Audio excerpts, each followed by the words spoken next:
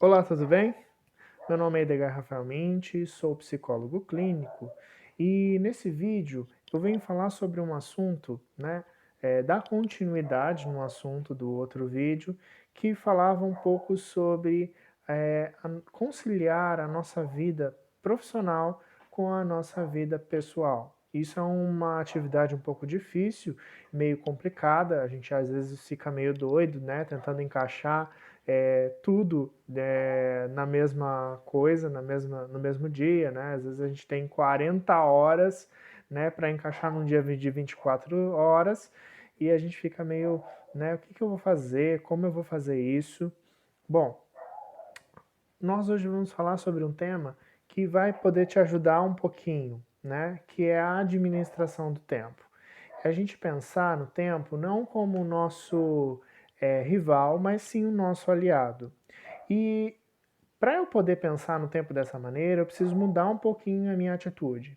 A maioria das pessoas pensa no tempo como um rival. Então eu sou vítima desse tempo. Esse tempo ele tira toda a minha calma, ele tira minhas tranquilidades, ele me impede, né? Ai, que mundo injusto, ai, que tempo injusto, né? Então essa pessoa ela reclama, ela acha que ela está sofrendo injustiça, ela tem muitas reações de agressividade e ela geralmente, né, quando ela não consegue vivenciar bem esse tempo, ela culpa o outro. Ah, porque você roubou o tempo, ah, porque todo mundo obriga demais, todo mundo me cobra demais, eu não dou conta.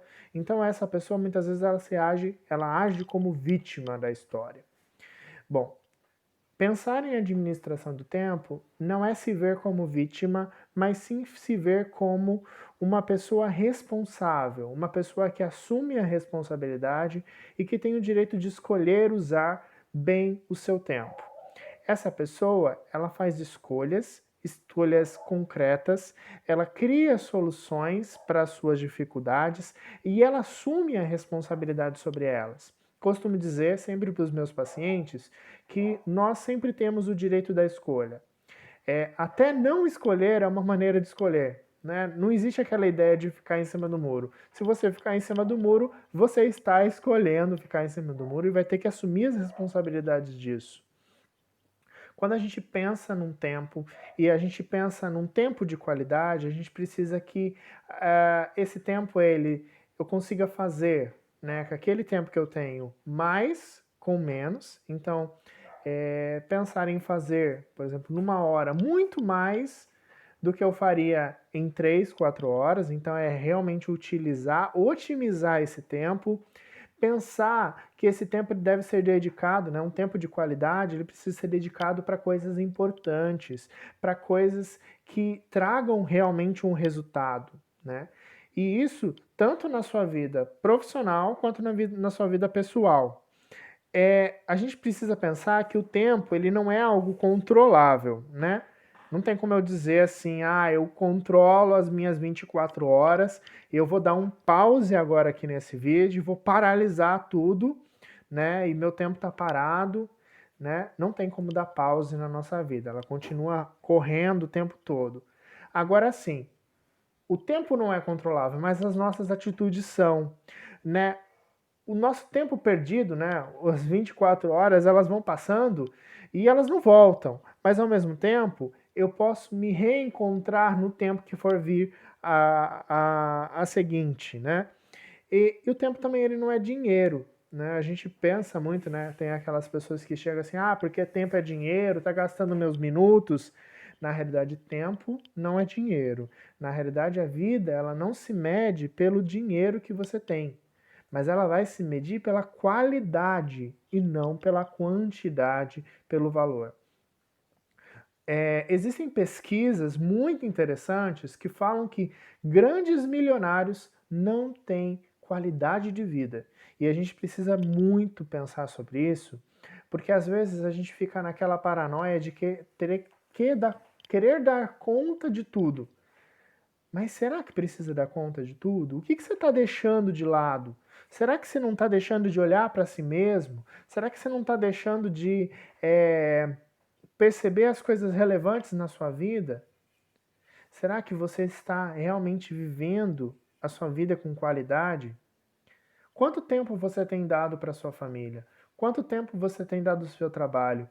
Nesse meio todo, sobra algum tempo para você? Isso são perguntas que você precisa se fazer.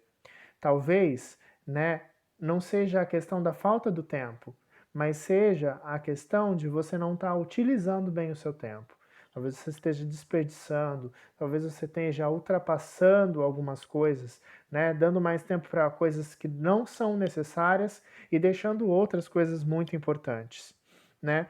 Existem diversas ferramentas que podem te ajudar, né, nesse controle do tempo.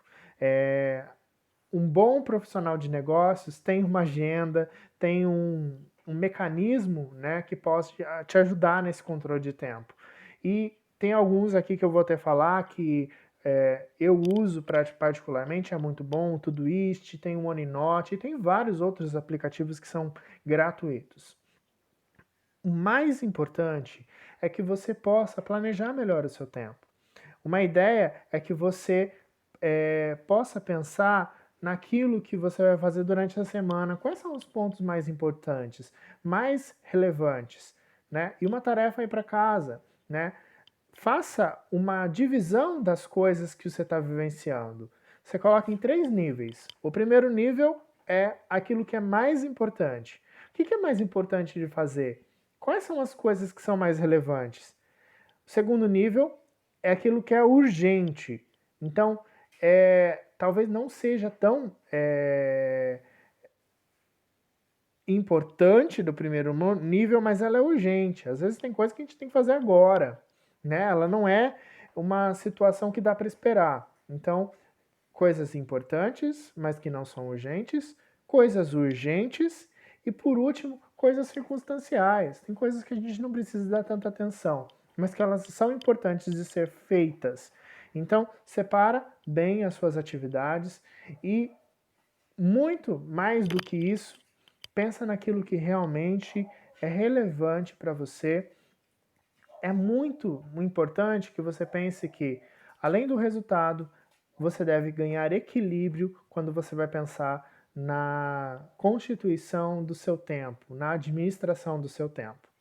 Nós vamos voltar a conversar com isso no final da semana e espero que vocês gostem do próximo vídeo. Grande abraço, boa noite!